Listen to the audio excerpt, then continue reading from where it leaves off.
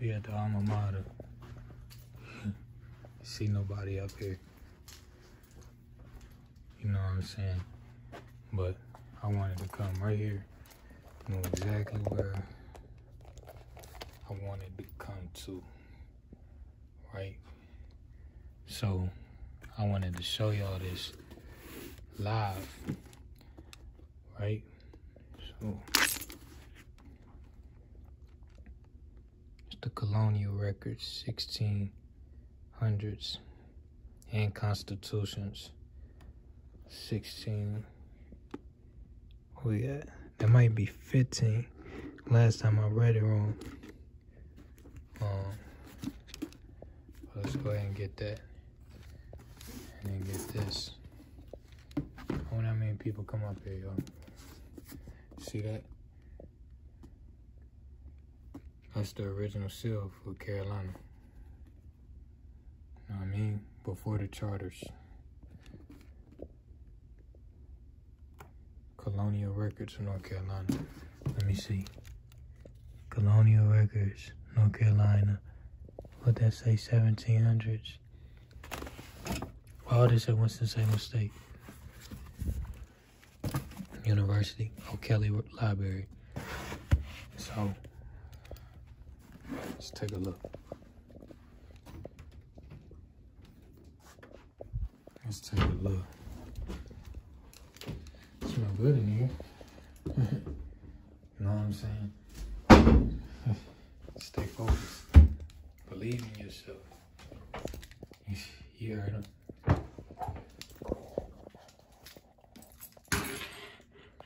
Yeah. All right.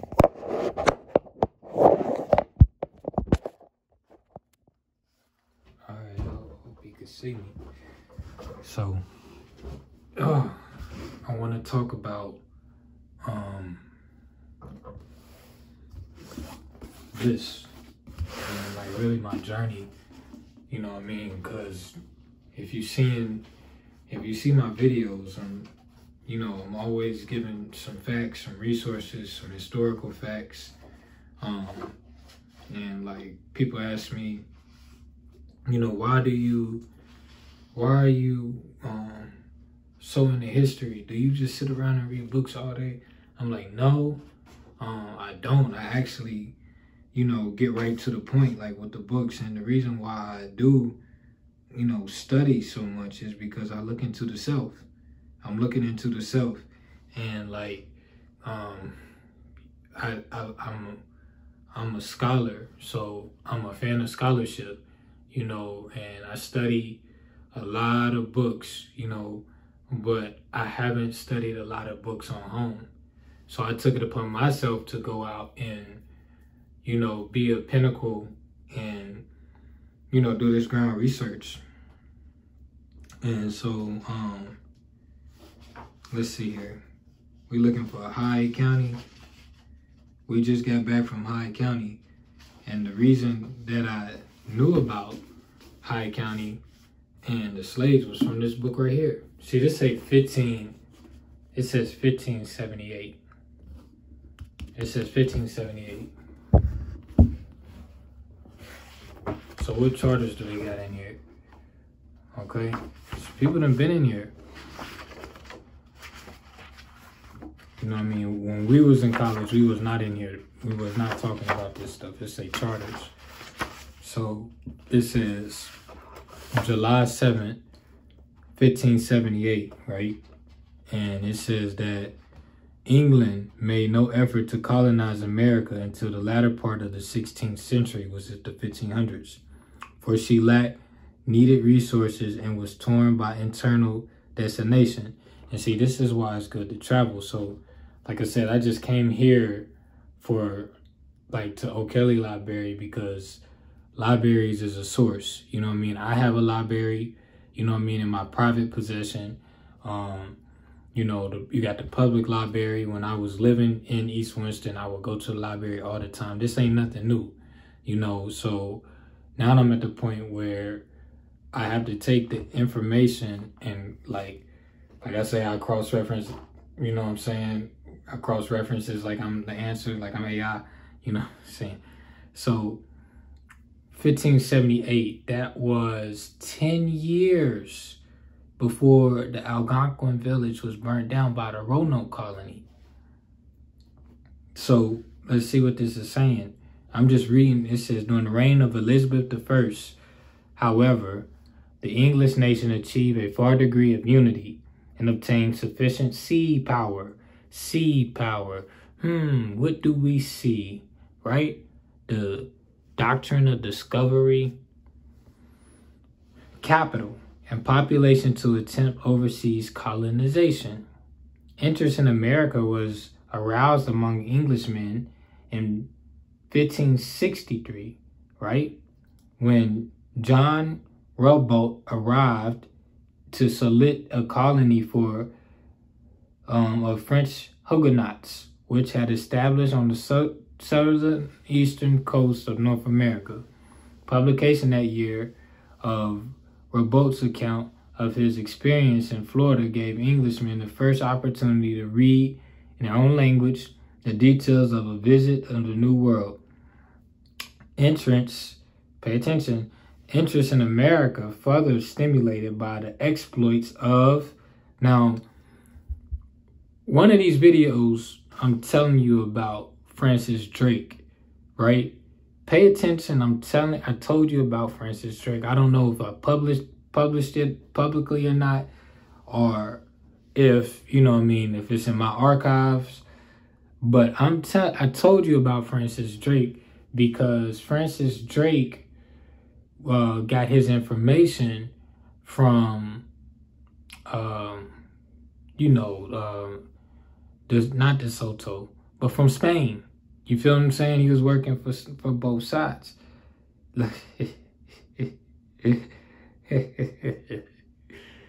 See how the information lines up. John Hawkins. We just learned about John Hawkins. Richard Granville and Francis Drake.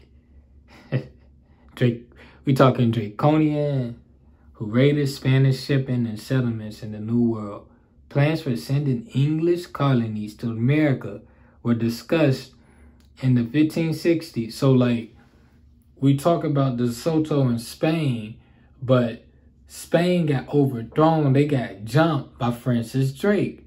So he was an Englishman, you know what I'm saying? And he got his information from Spain. And Spain had tried to settle in North Carolina, in the Carolinas, before the English. So Drake raided Spain's shipping. Where did they say the large shipping port was? Slaveville, right? In the New World. Plans for sending English colonies to America were discussed in 1560, but no serious colonization effort begun until 1578, when Sir Humphrey Gilbert obtained a charter from Queen Elizabeth. Okay, now here's the question. Was Queen Elizabeth here? That's the question. Was Queen Elizabeth like Queen Charlotte, which this is her elder, so that means that she was a Moor too. Understand? So was Queen Elizabeth granting him the right to discover, doctrine of discovery, and settle remote heathen and barbarous lands, countries, territories, not actually possessed of any Christian prince or people. Gilbert's charter conveyed to extensive rights of ownership and trade in America. It also authorized Gilbert to govern as he saw fit any colonies that he might establish, provided that the law made him comforted of England. The rights and authority, these rights and authority, however, were not to become permanent unless a colony was established within 6-year term for the grant. There is no indication that Gilbert's plans or expeditions directly involved territory in now North Carolina. Gilbert established no colonies in America. From the standpoint of immediate achievement, his efforts failed.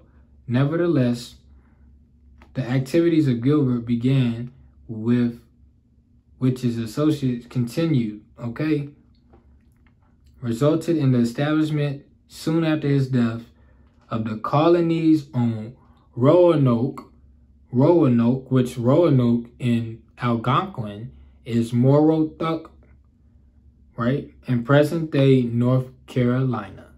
Oh, although these colonies were not permanent, they demonstrated that Englishmen could live in America, that they provided experience which made possible for the latter's establishment of permanent settlements. Okay, so,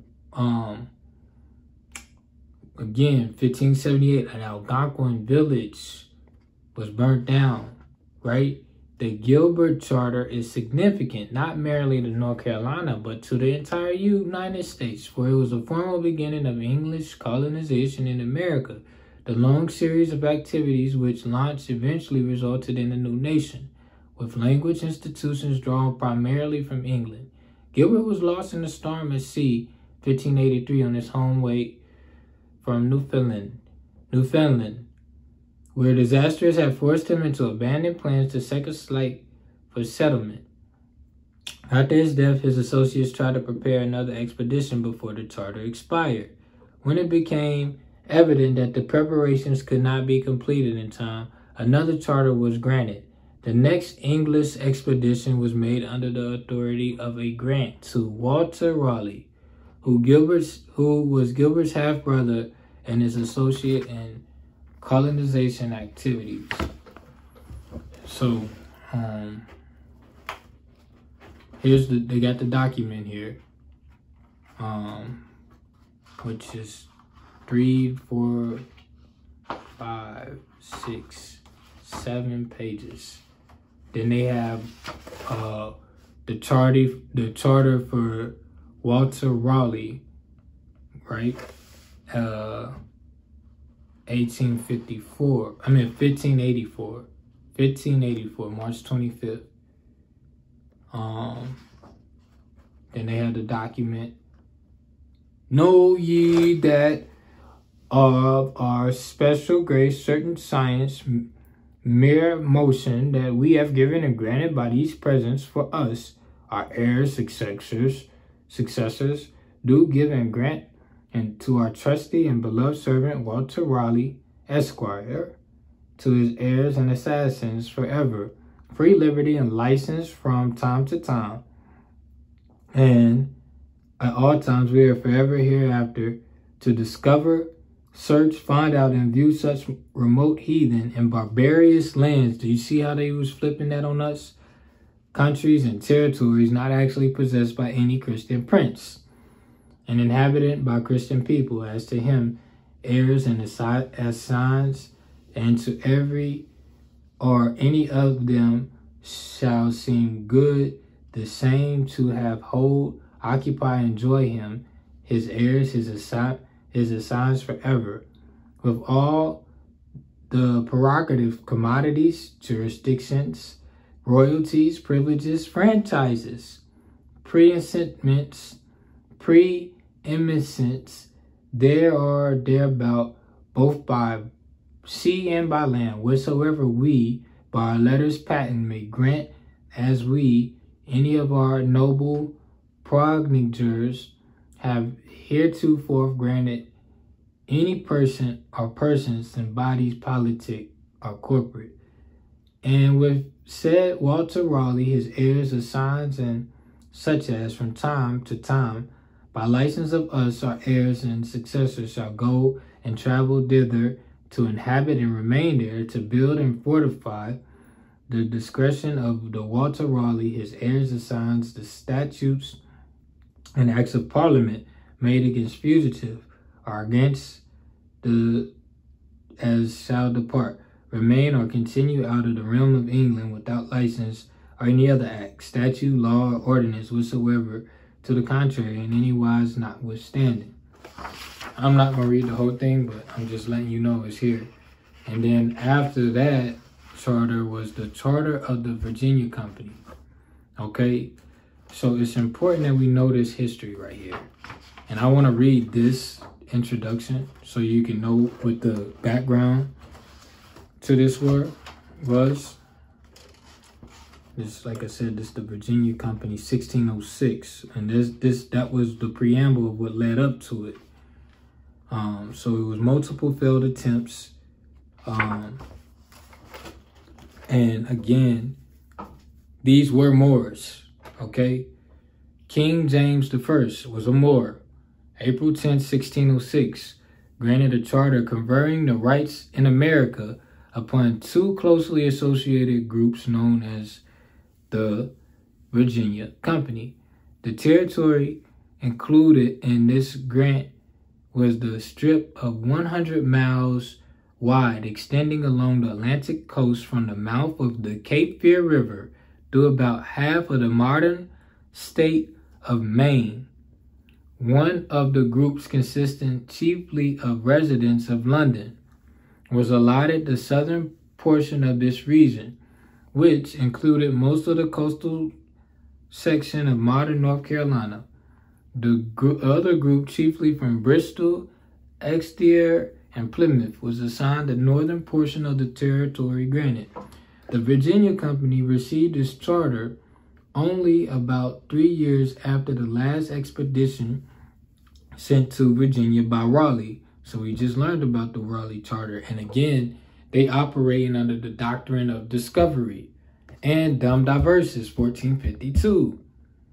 Okay?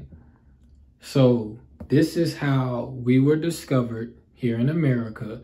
These were the charters that gave them authority to settle on the lands and to take the lands from the barbarians and the barbarous, heathen, savages, talking about us, the Algonquins, the Tuscaroraans, the misunderstood, right? I fall in that category, the misunderstood.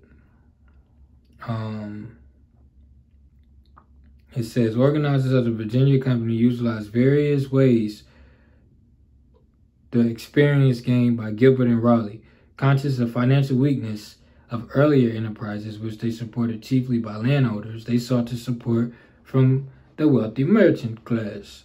Instead of organizing a small group of associates, such as those which had supported Gilbert and Raleigh, the Virginia Company promoters formed one large company. This afforded advantages, legal status, as well as all-in resources. The new company also benefited from geographical knowledge obtained by earlier expeditions. Without further exploration, the London group sent its colonies in Chesapeake region, which had been recommended by the land colonists as a favorable site. The Crown granted less extensive privileges to the Virginia Company than those that had been granted to Gilbert and Raleigh. The territory involved in the new charter was restricted to prescribed region. The company was not given the right to own land, although it could parcel out land amongst the settlers to be granted to them by patents from the king. Who was the king, yo? Governmental authority over colonies was reserved by the crown to exercise a council resident in London, appointed and instructed by the king. The authority of the company chiefly consisted of recruiting, transporting, and supplying colonists, conducting trade, and handling other financial matters, commerce. Colonists were guaranteed the right of the Englishmen at home, such trial by jury, the habeas corpus, and the right to own and inherit property. They were not given the right to participate in government. In May 1607, well, the colonies sent out by the London group of the Virginia Company reached the Chesapeake region. The colonists settled on a peninsula that later became an island near the mouth of the James River in present-day Virginia, known at first as James Fort, later Jamestown. This settlement became the first permanent English colony, okay, in America. Its members explored the area to the south, which is now part of North Carolina. All right, this is where I just came from, and made some effort to find Raleigh's lost colonists. So when I was talking to the brother in Hyde County. We was talking about Lake Mattamuskeet, and he was talking about how we were talking about the lost colonies, and how what we literally just read. It says that about 50 years later, the colonists from the Virginia settlements moved into the Albemarle Sound region near the site of the former Roanoke colonies, right? And became the first permanent settlers in the area, later named North Carolina, right? Because it was Magnum. You see what the name was before. You feel me? You see what it was before. And so we were talking about how literally genocide, they were wiping us out. They were burning our villages. They say that Lake Mattamuskeet was actually a village that we actually lived on, and it went underwater, right? So we talking Atlantis.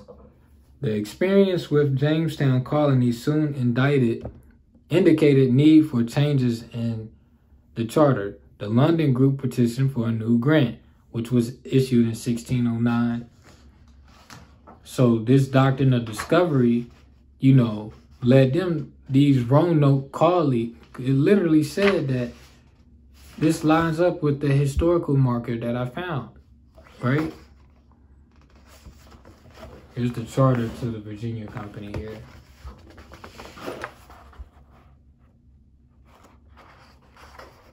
No man being member of the Grand Council for the 7 colleges shall be termed for his misdemeanor, of which the Grand Council shall be adjudged, and the vacancy of the person should be put out and filed. The election of the Grand do you know how it was saying about how in that charter that I was just reading, it was talking about how if it's a network system that's already working, keep it.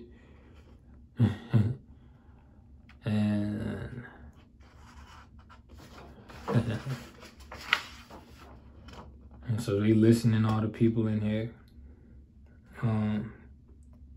Provided always, and our will and pleasure is that we do hereby declare to all Christian kings, princes, and states that if any person shall hereafter be any of the said colonies and plantations, or any of his or their or any of their license or appointment shall at any time hereafter rob or spoil by sea or land, or do any act unjust and unlawful and unhostility to any of the subjects of us, our heirs and our successors, or any of our subjects, to any king, prince, ruler, and governor or state, being in the league of amity with us, our heirs, successors, and that upon such injury or upon just complaint of such prince, ruler, governor, or state, or their subjects, we, our heirs and successors, shall make an open proclamation within any of the ports of our realm of England, commodious for that purpose, that the said person, having committed any robbery or spoil within the term to be limited by such proclamations and full restrictions and satisfactions over the injuries done, so as the princes or other so complain may hold themselves fully satisfied and content, that not to make satisfaction according to the time limited. And the person shall be lawful to us, our heirs, successors, to put the said persons of having committed such robbery or spoils, and prosecutors, arbiters, or comforters of our allegiance and protection, that it shall be lawful and free for all princes and others to pursue with hostility the said offenders, and in every of them and every of their processors, aiders, arbiters, comforters in that behalf. You know what I mean? So they was creating a legal game. That's it. So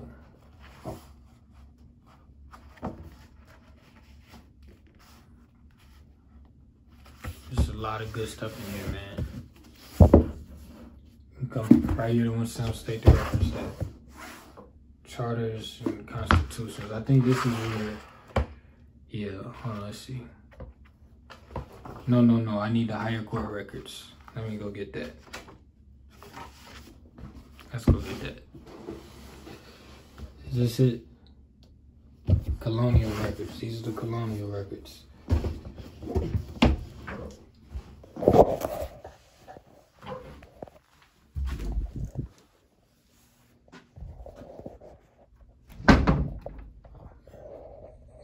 Come on, light. I think it's one of these. It's dark in here. Why ain't nobody here, bro? Like, graduation is this week. So is everybody done? Did they finish up?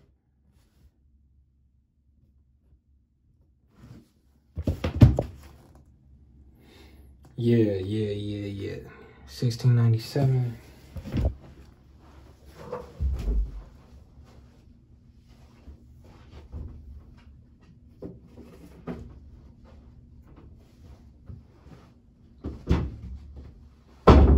I'm still studying for my exam.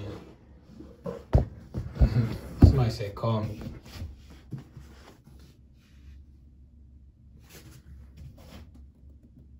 Yeah, 1670. So this is how I found my heritage in Hyde County, which is why I went out there. I had came and like read through this book. You feel me? See. So it's called Carolina at one point.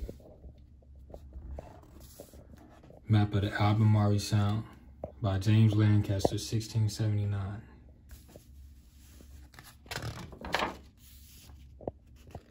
Somebody was in here in 1980. State Department of Cultural Resources. So I went right back here. I get right to the point. I go to the index. And so if you got family, right? Like I met the brother. He was a Clayton. You feel what I'm saying? Clayton. He's from Slade County. I'm in Sladesville. Might as well be Slade County. Let me see.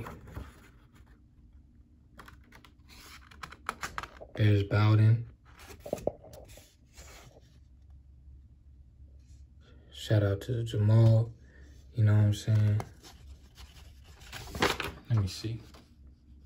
Clayton. So this is like, you know, this is deeper than going on Ancestry.com, right?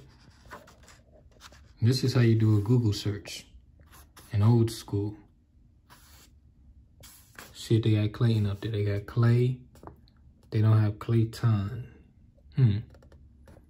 Okay. See if they got Mackey. Because they say, he told me that the Slades married the Mackey's family. And that was kind of like when Queen Charlotte married into the English crown. That's how big these families were in Hyde County. And I had seen Mackey Road too. So if you don't come in here and look at your family heritage, this is what you do. You know what I mean? Going back before the 1600s. Or, you know, 1700s.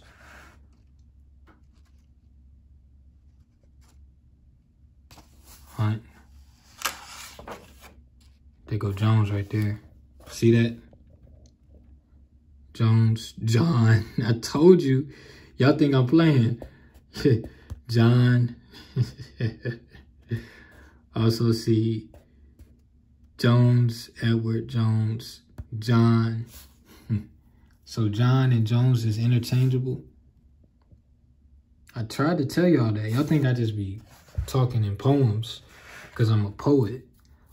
But this is really just my blood. You talking about King David Jones? Come on, family.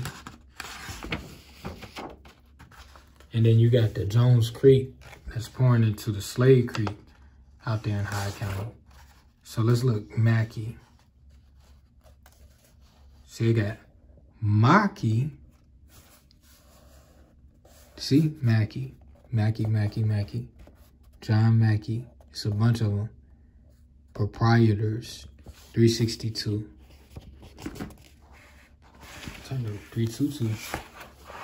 362. See what they talking about. Look at this. Minutes from the county clerk or court, 1693. What they say for Mackey? Proprietor, 362. Records on the county court of Albemarle, 1682. Man, these are court records. You feel me? Come on, man. That's how you study law. I was in here studying law. And then, you know what I mean? I'm like, okay, well, they got court records in 1670. Well, let me see if they got something, you know what I mean, on the slates.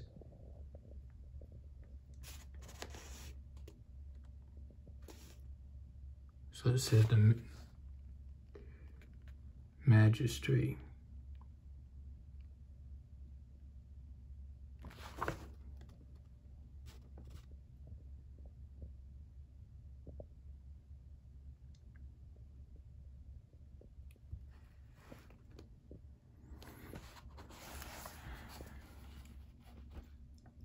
Right. Negroes. See, they got Moors in there. Moors. They got Moore, like the last name Moore. But they don't have Moore, like Moringo, Morena.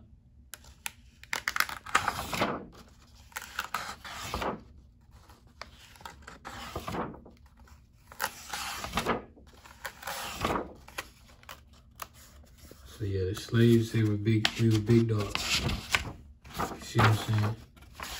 So I was able to come right here, see Henry Slade, you know what I mean, surety. So you get a, Slade is showing you surety. Let's go see what his surety look like. Because I have surety. And let's see if his look like mine. 434.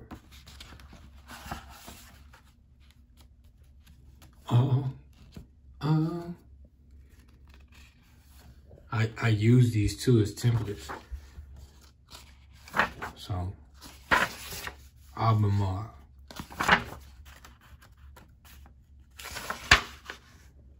Yeah, here you go right here. Henry Slade. All right, what they say. See the conditional acceptance?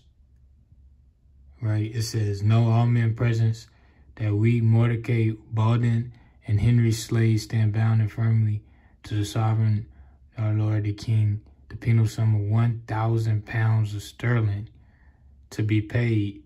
Am I reading that right? 1,000 pounds of sterling to be paid by us, our heirs, executors, or assigns unto his majesty, torn, on the conditions following. The condition of this obligation, so every time you send like a payment, you can accept the payment on the condition, just like how he's doing here in June 1677. Whereas Master Bowden, Catcher, Rhode Island have for himself and company shipped out of this county 90 hogsheads of tobacco, also 16 hogsheads of cats on the Couch Society of Mr. George, commander of his contains the quantity of 4,280 pounds Stowell, and truly paid and satisfied be paid. His Majesty just do the impost of 1 penny per pound, and all the officers said same thing, to perform all such things as the law of this country requires, right? To stand in full force and virtue, as witness our hands the seals the 16th day of June 1667. See?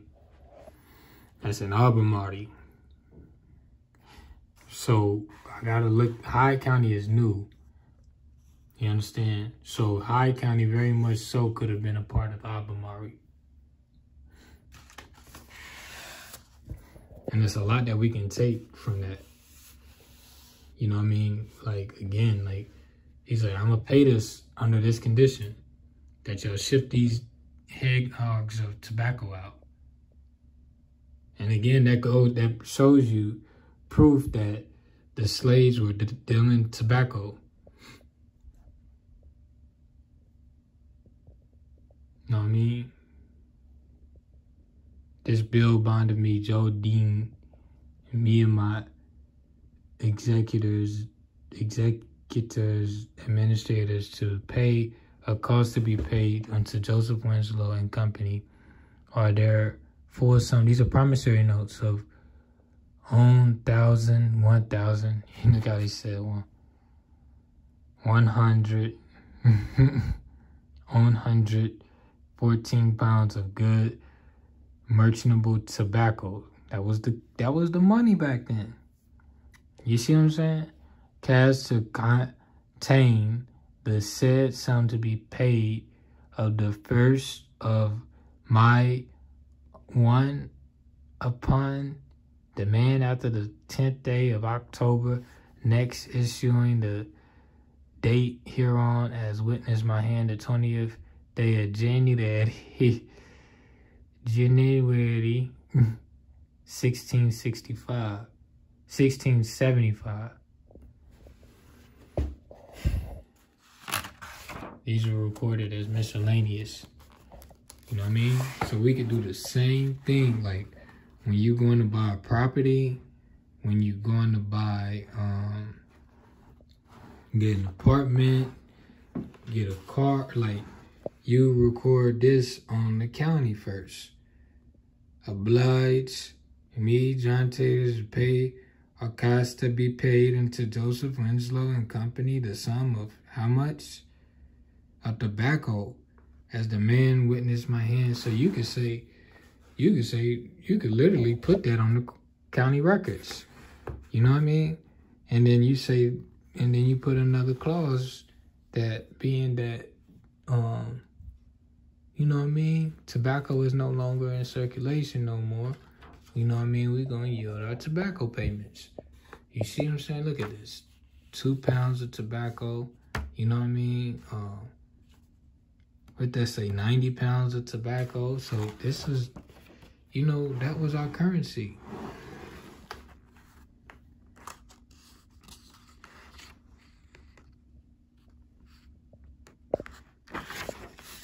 See, they got Anio Domini in there. That's how I write Anio Domini.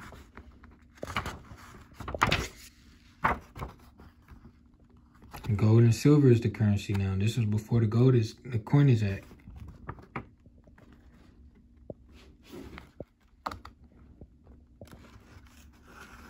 So you can insert a, you know, you have the power. We had the power to do this. You know what I mean? Utilize the courts. So this is the paper currency back then. See, there go Henry Slade again.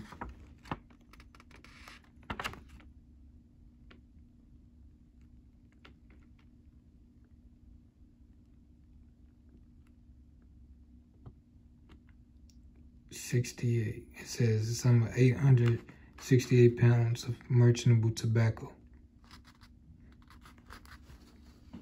Henry Slade. And I went and I found Henry Slade's family tree. He was the big dog, man. He was the first one on the records.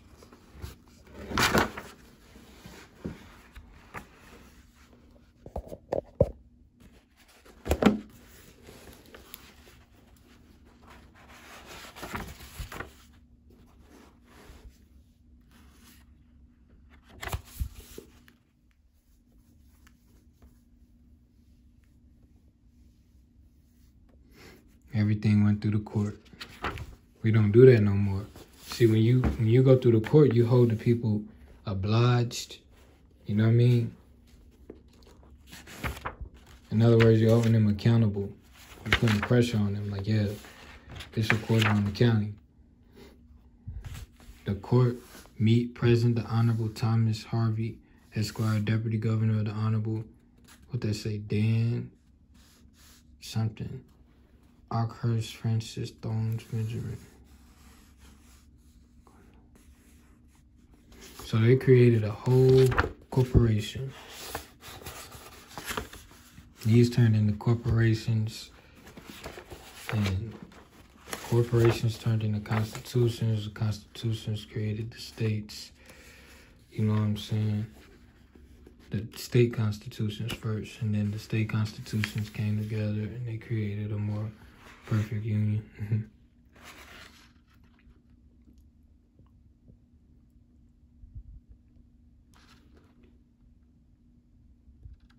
Plea of debt complainant that Henry Stead bound and indebted to the plaintiff the just sum of £100, right, as by his bond under his hand and seal bearing the date 19th of May, Anno Domini, may appear, which he said he had not paid, and do refuse until the demanded of the plaintiff's damage of £200, for which he had brought his suit and craves judgment for the same with the cost suit, and he shall pay.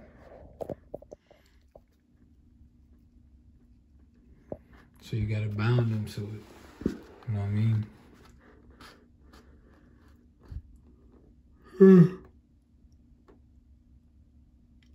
Man, I'm tired. I'm about to get ready to go, man. This is the boring work that nobody else want to do, but I'm here doing it. It's gonna make a lot more sense. You know what I mean? Later. Oh man, God. This is...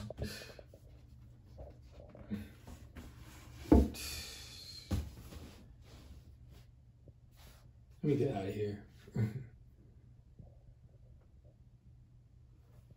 See y'all later. Shalom.